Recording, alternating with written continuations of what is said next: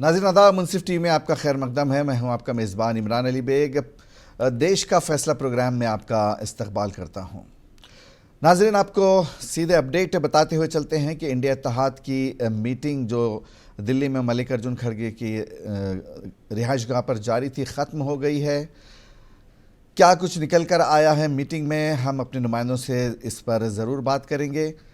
इंतखाबी नताइज के मुताबिक एनडीए को 292 सीटें मिली हैं, जबकि इंडिया इत्तेहाद को 234 सीटें मिली हैं, जबकि आज़ाद 17 उम्मीदवार मैदान में हैं। वज़ीर-ए-आज़म नरेंद्र मोदी बहुत जल्द सदर जमहूरिया को हुकूमत साजी का दावा पेश करेंगे।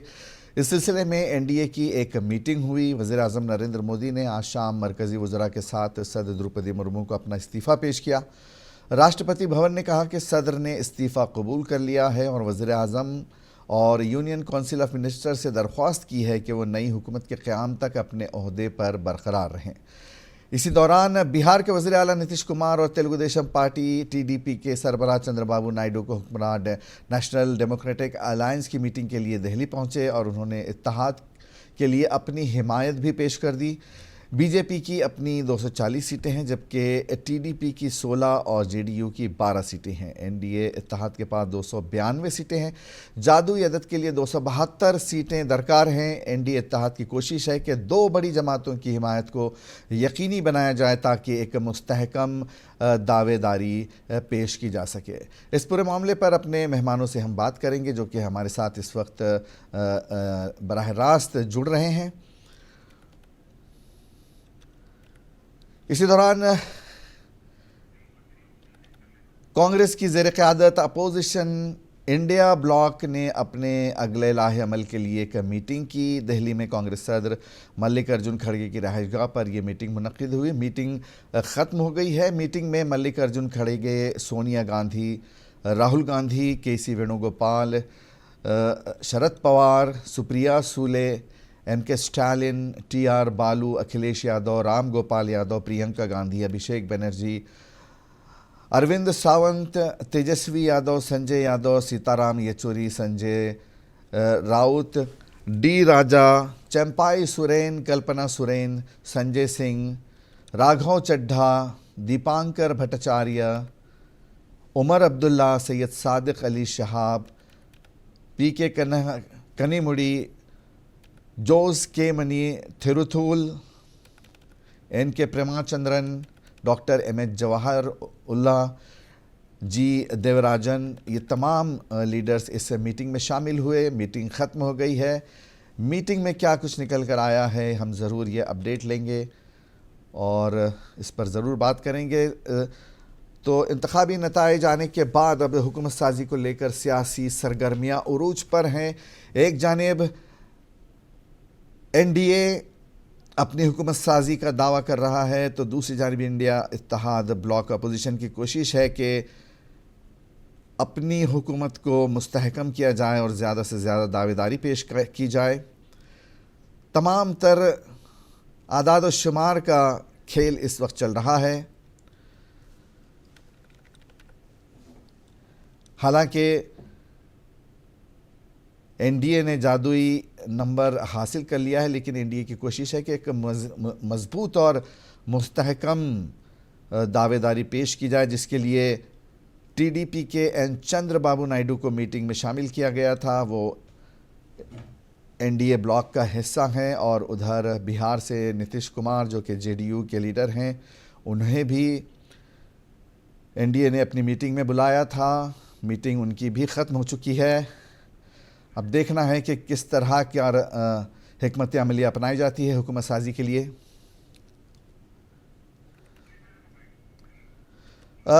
इंडिया ब्लॉक की मीटिंग ख़त्म हो गई है। उसके बाद मल्लिकार्जुन खड़गे ने प्रेस कॉन्फ्रेंस किया। आइए सुनते हैं क्या कुछ कहा उन्होंने। बहुत से सजेशन आए, चर्चा हो गई और ये निष्कर्ष आखिरी में ये निकला कि हम सब मिलके एक ही वॉइस में ये कहना चाहिए जो मैं आपको पढ़ के बताऊंगा। The constituents of India bloc thank the people of India for the overwhelming support received by our alliance. The people's mandate has given befitting reply to the BJP and their politics of hate, corruption, and deprivation. This is a mandate in defense of the Constitution of India and against price rise, unemployment, and crony capitalism, and also to save democracy. The India bloc will continue to fight against the fascist rule of the BJP led by Modi. We will take appropriate steps at the appropriate time to realize the people's desire not to be ruled by the BJP's government, and this is our decision, and we together definitely. India block की meeting के बाद सदर मल्लिकार्जुन खड़गे press conference से खिताब कर रहे थे। उन्होंने कहा कि जिनको भी संविधान बचाना है, आइन को बचाना है, वो हमारे साथ शामिल हो जाएं। उन्होंने खुली दावत दी है और इस पर रद्द-ए-अमल लेते हैं बीजेपी के तर्जुमान NT श्रीनिवास साहब, जो इस वक्त हमारे साथ बराह रास्त जुड़ गए हैं। TR श्रीनिवास साहब इस वक्त हमारे साथ जुड़ गए हैं। जी T श्रीनिवास साहब, मल्लिकार्जुन खड़गे का बयान अभी अभी सामने आया है इंडिया ब्लॉक की मीटिंग के बाद। उन्होंने कहा है कि जो लोग संविधान को बचाना चाहते हैं वो हमारे साथ जुड़ जाए। क्या कुछ कहेंगे आप? बहुत बहुत शुक्रिया जो आपने मेरे को मुंसिफ टीवी के ये अहम ब्रॉडकास्ट पे बुलाया 9 बजे का। बहुत खैर मकदम है आपका। बहुत बहुत शुक्रिया, बहुत बहुत शुक्रिया। अभी मल्लिकार्जुन जी का सुन रहा था, मेरे को उनके 2 शब्द बहुत बड़े प्यारे लगे, appropriate steps eight appropriate time. मतलब कि आराम से बैठ जाएंगे और हल्ला गुल्ला का टाइम स्टार्ट हो जाएगा पार्लियामेंट में। अभी उनके पास कोई नंबर्स नहीं है। जितना भी डेमोक्रेसी से फैसिज्म, ये जो शब्दकोश है अपने हिंदी डिक्शनरी में, सब हिंदी डिक्शनरी, इंग्लिश डिक्शनरी सब निकाल के वो उसका इस्तेमाल करेंगे। हकीकत ये है 10 साल के हमारे कार्यकाल के बाद भी हमने 240 तक हमारा जो इंडिविजुअल आंकड़ा पहुंचा है, इसका ये मतलब है तब भी जनता हमारे पे विश्वास करता है। भले हम मानते हैं, हम सच मानते हैं, हमसे चूक हुई है थोड़ी जगहों पे, हम उसको रिविजिट करेंगे। सच बोलते हैं हम, कोई छुपाते भी नहीं है, हम रिविजिट करेंगे। हम हर चीज का हर पहलू को हम बारीकी से देखेंगे और जहां जहां हमसे कुछ हुआ है हम उसको वापस डबल से ट्रिपल काम करेंगे, वापस रिचार्ज होके आएंगे। और कॉन्स्टिट्यूशन बचाने की बात हो रही है, मेरे को तो हंसी आती है। कितनी बार आर्टिकल 356 सबसे ज्यादा तो कांग्रेस से यूज किया है, सबसे ज्यादा छेड़छाड़ तो कांग्रेस ने किया कॉन्स्टिट्यूशन के साथ। ये तो बड़ी जाती है साहब, कांग्रेस जब ये बोलता है तो। श्रीनिवास साहब, देखिए जिस तरह से PM मोदी ने खुद बयान दिया था और बीजेपी के लीडरों ने भी बयान दिया था कि हम जो है आइन में तब्दीली करेंगे और रिजर्वेशन का जो मामला है उसे हटाकर हम उसको डिस्ट्रीब्यूट करेंगे, तो ये सीधे सीधे आइन को तब्दील करने का ही मामला है। जो PM मोदी ने बात कही थी वही तो बात खड़गे साहब कह रहे हैं कि जो लोग आइन को बचाना चाहते हैं, संविधान को बचाना चाहते हैं, वो हमारे साथ आ जाए। खुला सीधा उन्होंने इल्ज़ाम लगाया है कि BJP आइन को बदलना चाहती है। गलत, बहुत गलत। माननीय प्रधानमंत्री जी का एक स्टेटमेंट बार बार बोला है, जब तक मैं जिंदा हूं SC ST OBC का रिजर्वेशन कहीं नहीं जाएगा। स्पष्ट रूप से एक नहीं कई रैलियों में बोल चुके हैं। अगर इनको सुनाई नहीं देता या समझ में नहीं आता हिंदी तो ये मेरी गलती नहीं है, उनको ही शब्दकोश ढूंढने पड़ेंगे कि माननीय प्रधानमंत्री जी क्या बोला। अब आपको एक छोटा सा एग्जाम्पल बताता हूँ।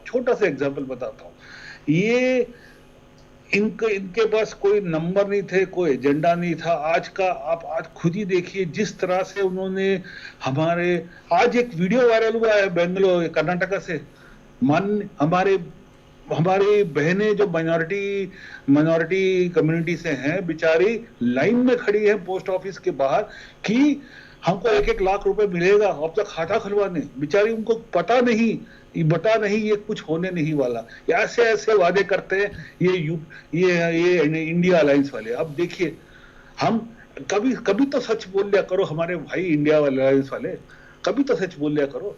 जो चीज हकीकत में नहीं हो सकता ऐसा गुमराह मत करो। जी टी श्रीनिवास साहब मजीद बात करेंगे। इस वक्त हमारे साथ शुजात अली सूफ़ी साहब, कांग्रेस तर्जुमान, वो भी हमारे साथ जुड़ गए हैं। सूफ़ी साहब, बहुत बहुत खैर मकदम है आपका मुंसिफ टीवी में।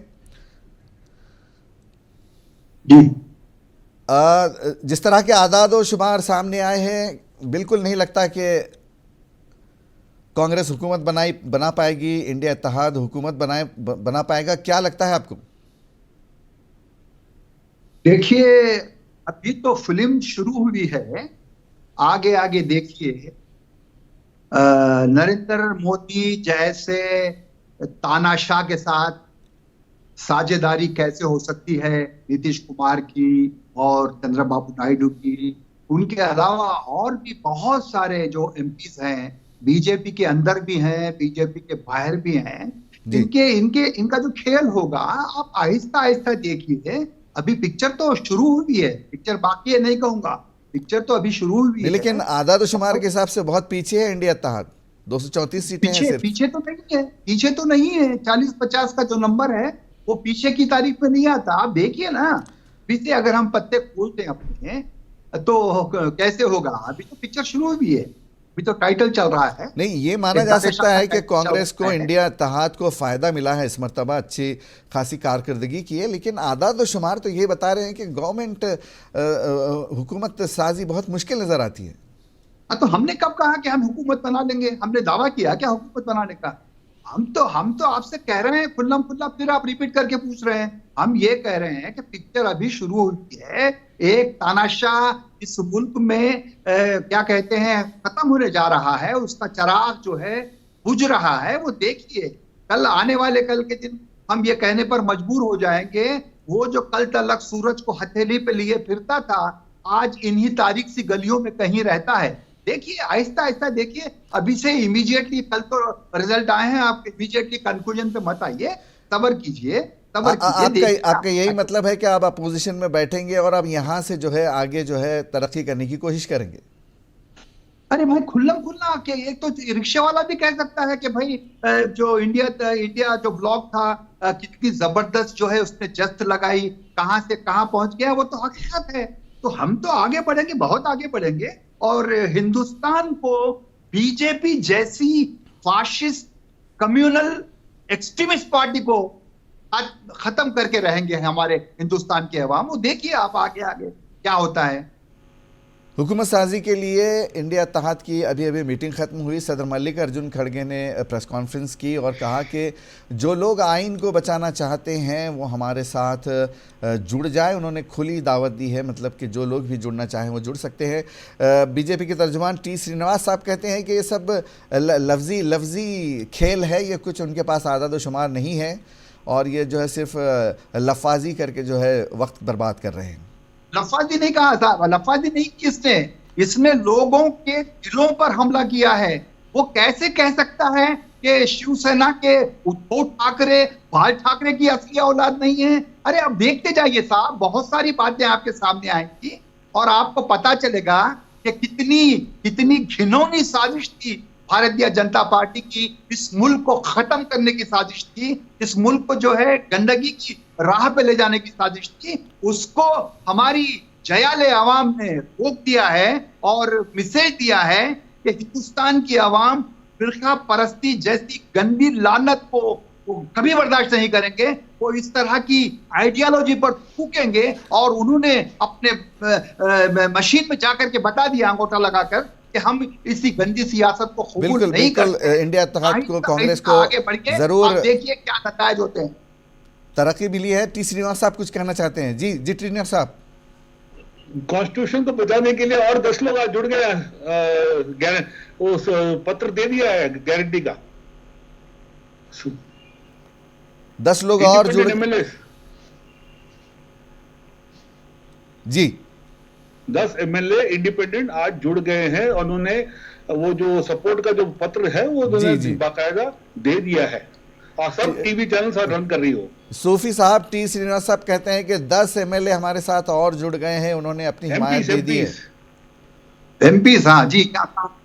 अरे मैं तो कह रहा हूं ना भाई, देखिए कानूनी तौर पर, दस्तूरी तौर पर हमारी जो प्रेसिडेंट हैं मुर्मू, जिनकी बहुत बार इन्होंने इंसल्ट की, कानूनी तौर पर वो जो लार्जेस्ट पार्टी है उसको इनवाइट करेंगे, इनवाइट भी करेंगे, सरकार भी बनेगी।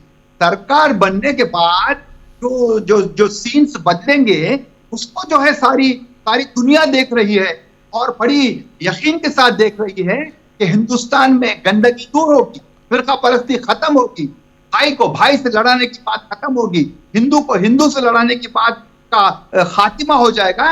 ये हम इसके मुतमनी हैं और मुतमईन है कि ऐसा होगा। जी सूफी साहब, तेलंगाना और कर्नाटक और आंध्र प्रदेश में जो है कांग्रेस या इंडिया इत्तेहाद कुछ ज़्यादा अच्छा नहीं कर सका, लेकिन उत्तर प्रदेश में उसने बड़ा उलटफेर किया है।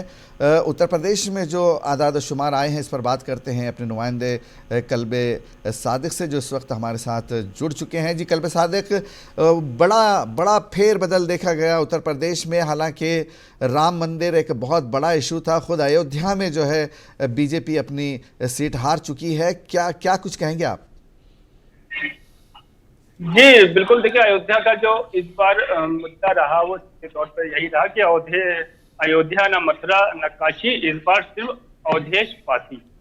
तो उत्तर प्रदेश की मैं समझता हूँ कोई भी सीट ये हार जाते हैं, लेकिन ये सीट जो है अयोध्या की हारना इनके लिए एक बड़ी बात है, क्योंकि जिस मुद्दे को लेकर ये पूरे देश भर में चुनाव लड़ रहे, चाहे वो मध्य प्रदेश की जीत हो इनकी, वो अयोध्या की रही, उसके बाद फिर जो है गुजरात की जीत अयोध्या की रही और बिहार में जो भी जीते, हमारी समझ से ये भी जो है अयोध्या की ही रही। लेकिन मेन अयोध्या आ जाना, और जिस राज्य में योगी जैसे मुख्यमंत्री हो, उसके बाद जो है इन एकदम से 63-64 से जो है एकदम से 32-33 का आ जाना, ये अपने आप में एक बड़ी बात है और ये कहीं ना कहीं इसको नुकसान करेगा। बहरहाल अगर जो है लल्लू सिंह की बात की जाए तो 2 बार के जो है वो 3 बार के हालांकि विधायक रहे, तीसरी बार उनके ऊपर जो है ये एनडीए ने जो है दांव खेला था। लेकिन इस बार जो मेन मुद्दा रहा वो जो है संविधान का रहा, और मेन अयोध्या से ही इन्हीं के सांसद जो अयोध्या से मौजूदा सांसद थे, उन्हीं ने ही संविधान को लेकर ये बड़ी बात कह दी। तो ये संविधान का मुद्दा जो रहा वो भी इस वक्त गरमाना रहा। और सबसे बड़ी बात जो है, नरेंद्र मोदी खुद जो है प्रधानमंत्री बाराबंकी आए थे, बाराबंकी में जो इन्होंने ये बात कही थी कि उस वक्त मैं मौजूद था, इस विषय पर आपसे बात भी हो चुकी थी कि अगर किसी को बुलडोजर कहाँ चलाना है कहाँ नहीं अगर सीखना है तो वो योगी आदित्यनाथ से सीखे। तो ये बुलडोजर जो चला है हमारी समझ से वो भारतीय जनता पार्टी की उन सीटों पे चला है जहां पे जो है जिन सीटों पर भारतीय जनता पार्टी बड़े दावे से चुनाव लड़ रही थी, और ये ओवर कॉन्फिडेंट मैं समझता हूं कि इनको ले डूबा कहीं ना कहीं। जी कल्बे अली, बहुत बहुत शुक्रिया। टी श्रीनिवास साहब, कल्बे अली कह रहे थे कि संविधान का बहुत बड़ा मसला था, उसके बावजूद जो है अयोध्या जैसी सीट हार दी गई। आज तेलंगाना के वज़ीर आला रेवंत रेड्डी ने भी बयान दिया है कि खुद भगवान को ये मंजूर नहीं था, इसीलिए जो है अयोध्या जैसी सीट भी बीजेपी हार चुकी है। क्या कहेंगे आप?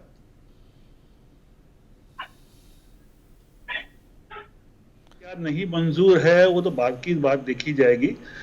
मैं आपको अभी भी बताता हूँ, बार बार बताता हूँ, 10 साल के कोई भी कार्यकाल के बाद किसी भी गवर्नमेंट, चाहे यूपीए की उस टाइम यूपीए की कोई BJP non BJP anti incumbency एक थोड़ा परसेंटेज होता है, उसके बावजूद हम 240 तक खींच के लाए गाड़ी, ये बहुत बड़ी बात है। तब भी एक तबका है हमने 39% जो वोट हमारा है वो ऑलमोस्ट हमने 1-1.5% जो हमने लूज किया है, मानते हैं थोड़ी जगह पे गलती हुई है और थोड़ी जगह पे जो मैसेजिंग था जो हमने जो सोशल वेलफेयर स्कीम्स किए हैं उसको ठीक से नहीं लेके गए जनता के बीच में, वो उसके पीछे इंट्रोस्पेक्शन होगा, 100% होगा। मगर एक बात है, जो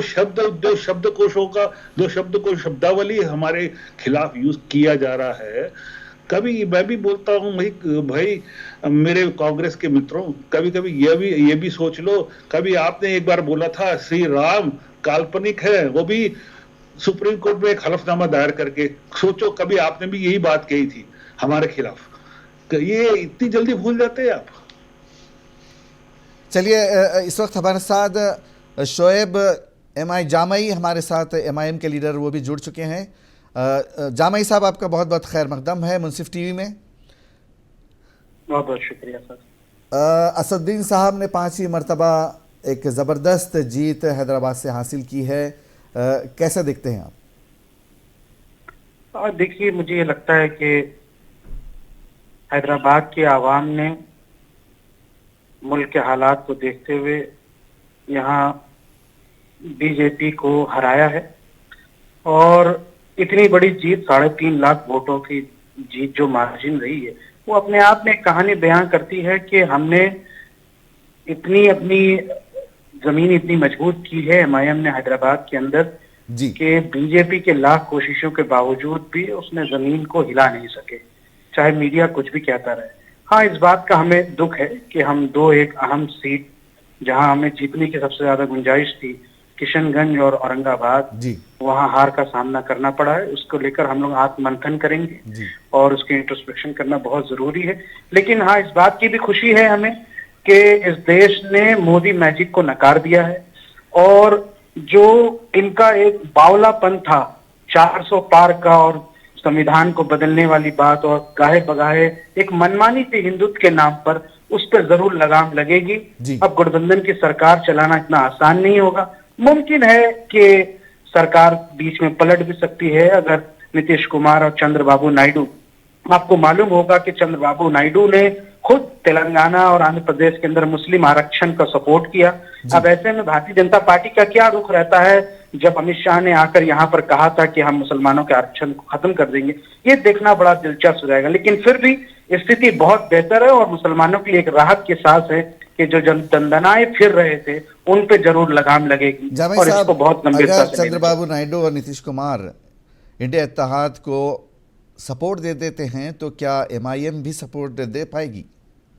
हमारे राष्ट्रीय अध्यक्ष बैरिस्टर असदुद्दीन ओवैसी साहब ने साफ तौर पर कहा है कि अगर मोदी प्रधानमंत्री नहीं बनते हैं और उसके अलावा किसी और को प्रधानमंत्री बनाने की बारी आती है तो यकीनन ऑल इंडिया इत्तेहाद मजलिस एमआईएम जो है वो यकीनन जो है उनका सपोर्ट करेंगी और नई सरकार गठन करने में हम अपना सहयोग देंगे। जी, एक औरंगाबाद और किशनगंज दोनों ये सीटें आपने खो दी हैं, लेकिन उत्तर प्रदेश की अगर बात की जाए तो वहाँ एक मुस्लिम वोट बैंक काफ़ी अहम है। आपको क्या लगता है, मुस्तकबिल में क्या देखते हैं आप एमआईएम की सूरत हाल उत्तर प्रदेश में? हम बहुत ब्राइट फ्यूचर देखते हैं। देखिए, चूंकि सिर्फ उत्तर प्रदेश ही नहीं बल्कि पूरे नॉर्थ इंडिया में, चूंकि मुझे दिल्ली का सदारत की जिम्मेदारी दी गई है, मैं दिल्ली का सदर भी हूँ एमआईएम के तरफ से, तो अभी विधानसभा भी आना है 5-6 महीने के बाद और हम उसकी पूरी जबरदस्त तैयारी कर रहे हैं। और सिर्फ उत्तर प्रदेश नहीं बल्कि हमें लगता है कि हम दिल्ली में भी बेहतर प्रदर्शन करेंगे। जिस तरह के वहाँ राजनीतिक हालात हैं, आम आदमी पार्टी और कांग्रेस के बीच में जो सरफुटअव्वल रही, उसका एक फायदा मिलेगा और जनता को एक जो है चॉइस भी मिलेगी, एक विकल्प भी मिलना चाहिए। इसकी हम पूरी कोशिश करेंगे। रही बात पूरे देश में जो एमआईएम को लेकर है, मैं ये समझता हूँ कि आवाम को इस बात को समझना चाहिए कि नीतीश कुमार 16 सीट या चंद सीटें ला करके जो है कुछ लोग यहाँ से एक सरकार के बीच में नेगोशिएटिंग पावर रखने की अगर ताकत रखते हैं, ऐसे में अगर हमारे लोगों ने एमआईएम को भी अगर इतनी सीट दे दी होती या आगे मुस्तकबिल में देंगे तो हम भी सरकार के साथ एक नेगोशिएटिंग पावर रखते हैं और सरकार में जब हम ऐसे हालात में शामिल होंगे तो आप समझिए कि कितनी बड़ी जीत होगी। यही माइंडसेट लोगों को बनाना है। इसलिए मैंने ओवैसी साहब से भी कहा कि दिल्ली को सिर्फ आप चुनाव के नजरिए से नहीं देख सकते, बल्कि दिल्ली को मैं मजलिस की आइडियोलॉजी के प्रचार प्रसार का पावर सेंटर बनाना चाहता हूं। इसलिए कई तरह की कोशिशें हैं, वहां की इंटेलिजेंसिया, वहां की इंटेलेक्चुअल सोसाइटी, वहां के पढ़ने लिखने वाले लोग, उनको साथ लाना है और हम इंशाल्लाह दिल्ली को फतह करेंगे जरूर। जामी साहब, अभी मायावती ने बयान दिया है कि मुसलमानों ने उत्तर प्रदेश में धोखा दिया है, क्या कहेंगे आप? नहीं, ये बड़ा सरासर बहुत ही जहालत भरा बयान है और मुझे लगता है कि इस तरह के बयान नहीं देना चाहिए। चुनाव से पहले एक कोशिश उनके लोगों की तरफ से भी की गई थी हमारे साथ आने की, लेकिन जिस तरह के हमने उनका ट्रैक रिकॉर्ड देखा तो इस लिहाज से हमने दिल्ली में उनको सपोर्ट नहीं किया और हम ये समझते थे कि इनको सपोर्ट करना दिल्ली में ऐसा ही है जैसे आप मतलब बीजेपी के साथ कर रहे हैं, तो जो खुद भाजपा की बी टीम बनी हुई है, अगर हम उनके साथ वो इस तरह की बातें मुसलमानों के लिए कह रहे हैं, तो मुझे लगता है कि उनको तगड़ा झटका लगा है और लगना भी चाहिए। क्यों मुसलमान आपको सपोर्ट करेगा भाई? आपने ठेका दे के रखा है, बगैर पैसे के आप टिकट नहीं देते हैं। मुसलमानों ने टिकट खरीदे हैं, आपने दिए नहीं है। तो मुसलमान अगर आज अपने राजनीतिक समीकरण और सूझबूझ का परिचय देते हुए पूरे उत्तर प्रदेश में अगर यहाँ से भाजपा को हराने में कामयाब हुआ है और उनके बुलडोजर पे आग लगाने का काम किया है, उनके बुलडोजर को ध्वस्त करने का काम किया है, तो मैं उत्तर प्रदेश के मुसलमानों को बधाई देता हूं, मुबारकबाद देता हूं कि आप लोगों ने उस बुलडोजर को तहस नहस कर दिया जिसके दम पर ये मुसलमानों को डराते थे। और इंशाल्लाह पूरे देश में ऐसा ही होगा। हम जामी साहब, हुकूमत साजी की सरगर्मियां उरूज पर हैं, दोनों इत्तेहाद अपनी अपनी जगह मीटिंगें कर रहे हैं, सिर जोड़ कर बैठ रहे हैं कि किस तरह हुकूमत साजी की जाए। एनडीए इत्तेहाद को 292 सीटें मिली हैं, जबकि एनडीए को 292 मिली है, जबकि इंडिया इत्तेहाद को 234 सीटें मिली हैं। क्या लगता है आपको, क्या हुकूमत साजी हो जाएगी? क्या चंद्रबाबू नायडू और नीतीश कुमार एनडीए को सपोर्ट कर देंगे या कुछ उम्मीद बचती है?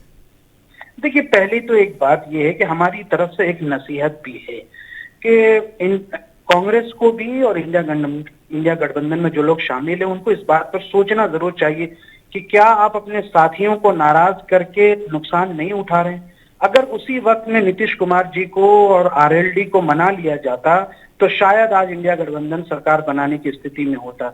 इसलिए ये बात कहना राहुल जी का कि जो जा रहा है सो जा रहा है, हम उनको नहीं रोकते, वो शायद बातें नुकसान पहुंचा रही है। और इसको सोचना पड़ेगा कि बहुत मुश्किल एक मिशन पे निकले थे और ऐसे मिशन में कोई बीच मझधार में छोड़ के चला गया, आप उसको मनाने की भी कोशिश नहीं करते और बयानबाजी आपके नेताओं की तरफ से आता है, वो नुकसान पहुंचा रहा। हाँ, अब चूंकि एनडीए की बारी है तो मुझे ऐसा लगता है कि नीतीश कुमार प्रधानमंत्री को लेकर उनके सपने थे। मैं ये समझता हूं कि जरूर कहीं ना कहीं, भले ही अभी शपथ ग्रहण समारोह हो जाए, लेकिन बीच में जरूर ये बातें उठेंगी कि अब शायद प्रधानमंत्री के लिए यहाँ से चेहरा बदलना चाहिए और नीतीश कुमार उसके लिए एक बड़े चेहरे के रूप में यहाँ से उनको प्रोजेक्ट किया जाएगा, चाहे उनकी पार्टी की तरफ से। ऐसे मौके पर इंडिया गठबंधन के लिए एक मौका रहेगा कि आप सारी अपनी यहाँ से चाटुकारिता को छोड़ करके सीधे सीधे नीतीश कुमार को मुख्यमंत्री के लिए प्रोजेक्ट करें, तो फिर वो फैज भी जुड़ सके हैं। लेकिन उससे पहले शुजात साहब कुछ कहना चाह रहे हैं। मैं ये कहना चाह रहा था कि उत्तर प्रदेश पे जो नतीजे आए हैं वो इस बात का संकेत है कि मुसलमान फिरका परस्ती को पसंद नहीं करते, वो जो है नेशनलिस्ट सोच के हामिल हैं और उन्होंने कांग्रेस को और समाजवादी पार्टी को वोट देकर ये साबित कर दिया कि उन्हें मजलिस इत्तेहादुल मुस्लिमीन जैसी फिरका परस्त जमात की बीजेपी के साथ जरूरत नहीं है। और आसाम की मिसाल दूंगा, एक फिरका परस्त लीडर अजमल को कांग्रेस के रकीबुल हसन ने 10 लाख वोट से हराया।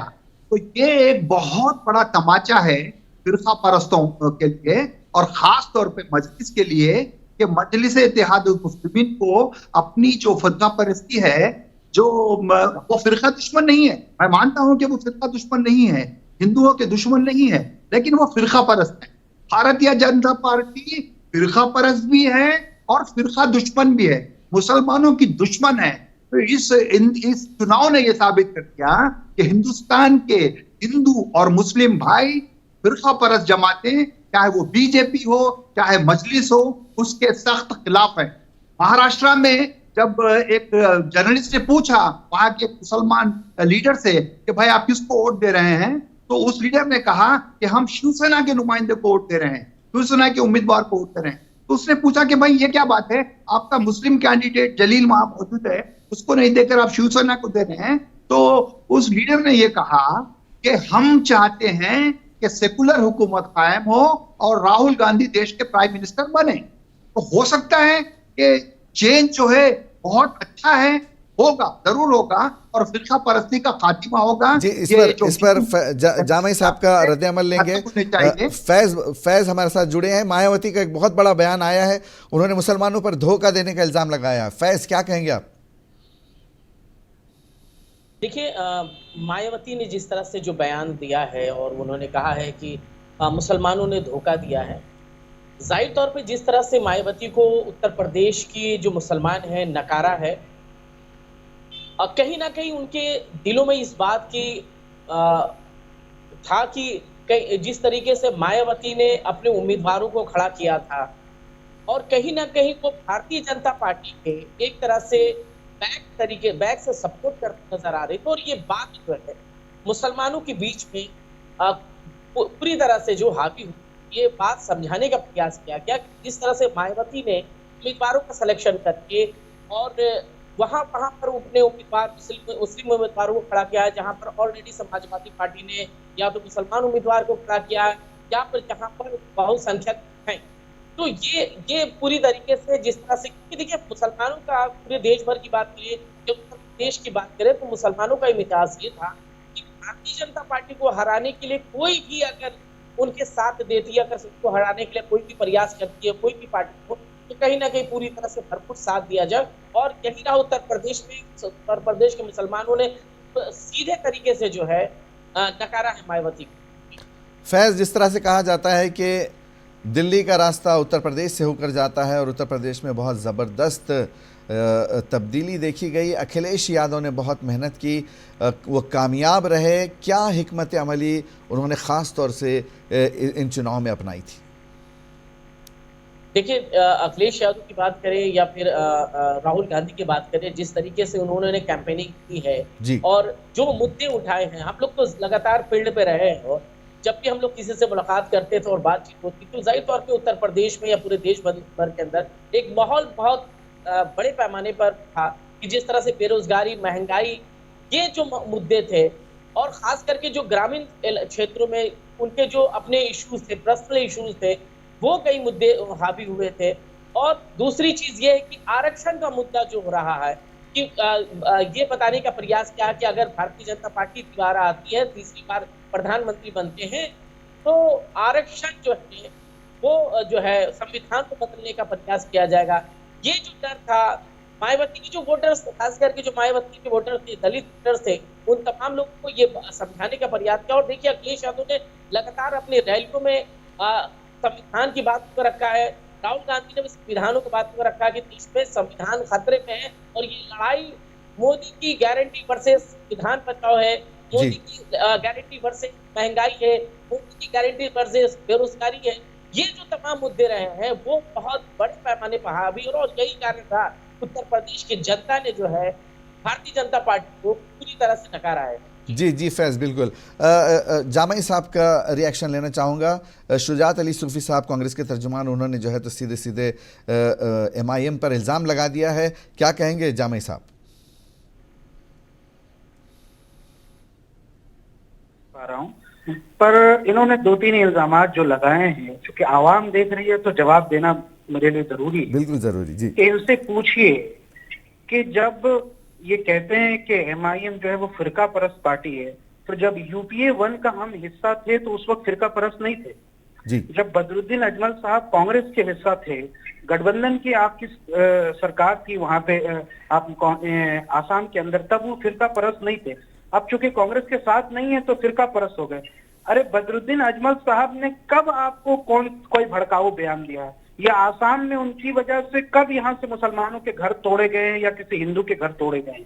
तो बदरुद्दीन अजमल साहब के बारे में जिस तरह की इन्होंने बातें की हैं वो बहुत जाहिलाना है, और उनको पता नहीं है शायद कि यहाँ से कि वो किसके बारे में कह रहे हैं। रही बात, उन्होंने औरंगाबाद के बारे में बात की।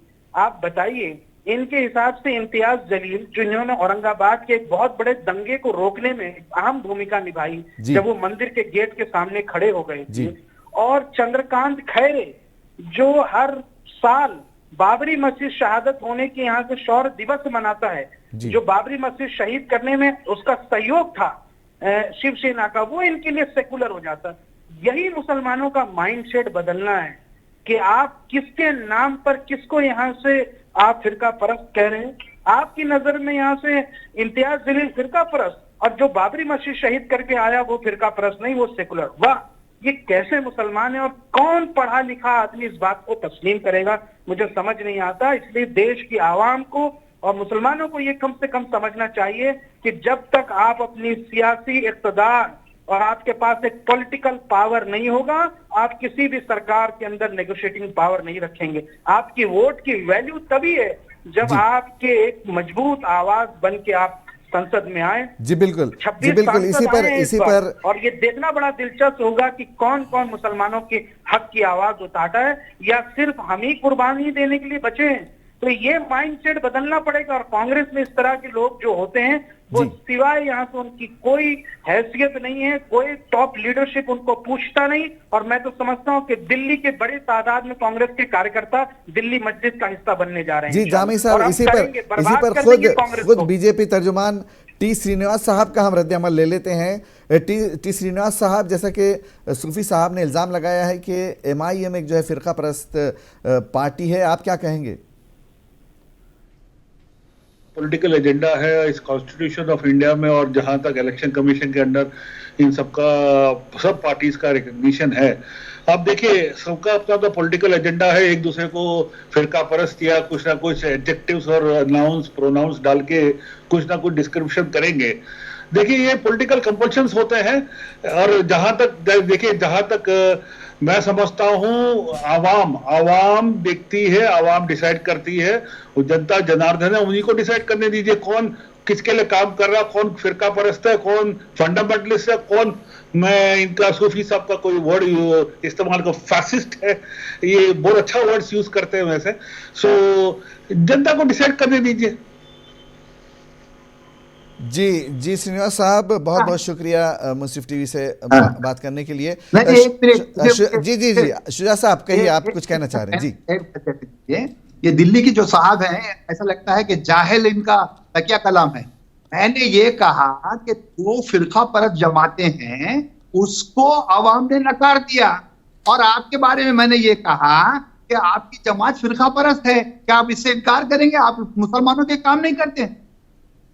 मैंने ये कहा कि भारतीय जनता पार्टी फिरका परस्त तो है, लेकिन फिरका दुश्मन है। और फिरका दुश्मन पार्टी किसी मुल्क में है तो मैं बड़े जिम्मेदारी से कहता हूं कि ये दस्तूर के साथ गद्दारी कर रहे हैं। आपकी हैसियत नहीं है हमारे सामने कुछ बोलने की।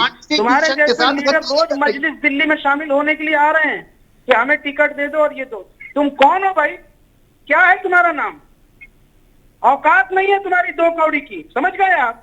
बदतमीजी करोगे तो जूते मार के शांत करा देंगे। नहीं, तुम मुझे जाहिलों के सरकार लग रहे हैं। इंतहाई दबाव इस्तेमाल करते हो, शर्म आनी चाहिए तुमको। मेरी बात को अगर तुम नहीं समझे हो तो मैं क्या करूंगा? कंफ्यूजन पैदा हो गया है, हल्का पूरा जाहिल लग रहा है। मैं आप दोनों से गुजारिश करूंगा कि थोड़ा सा अदब के दायरे में रहें। माफ़ी चाहता हूं मैं, कुछ कन्फ्यूजन ज़रूर हुआ है। सूफी साहब का कहना है कि उन्होंने कहा है कि बीजेपी एक फ़िरका परस्त जमात है। मैंने MIM को डायरेक्ट ये नहीं कहा कि वो फ़िरका परस्त जमात। बहरहाल कुछ कन्फ्यूजन ज़रूर हुआ है, मैं चाहूँगा कि आप इत्मीनान रखें। नहीं हुआ, हेलो कन्फ्यूजन कुछ नहीं हुआ।